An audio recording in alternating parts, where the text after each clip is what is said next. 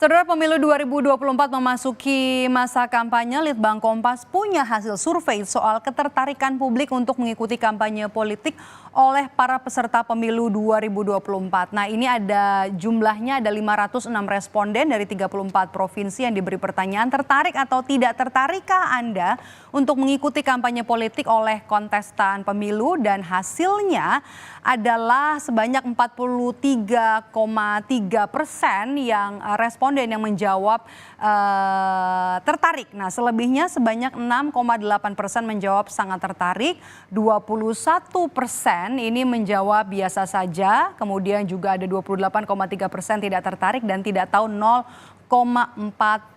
Nah, kemudian selanjutnya pertanyaan kepada responden yang menjawab tertarik dikembangkan lagi. Jika tertarik, Anda lebih tertarik untuk mengikuti kampanye calon anggota legislatif seperti calon anggota DPR, DPRD, dan DPD, atau kampanye calon presiden dan wakil presiden. Nah, jawaban responden adalah yang paling banyak, 76,5% adalah soal kampanye pilpres, yakni kampanye capres-cawapres. Lalu ternyata hanya ada 12,3% saja yang menyatakan tertarik pada kampanye calon anggota legislatif, dan sisanya 11,2% ini menjawab tertarik kepada kampanye pilpres dan pileg. Nah, selanjutnya ini nih yang juga tidak kalah penting.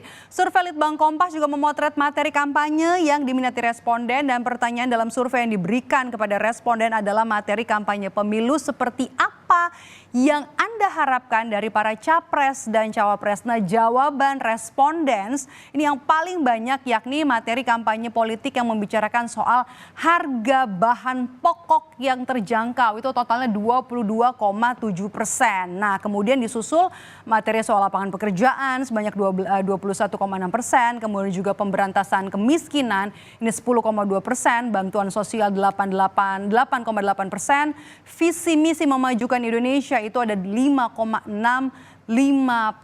Nah, itu angkanya. Nah, selebihnya respondens ini menjawab materi kampanye politik soal bantuan modal usaha, kemudian juga pemberantasan korupsi, jaminan kesehatan, mengayomi masyarakat, program keamanan, keadilan, dan kedamaian.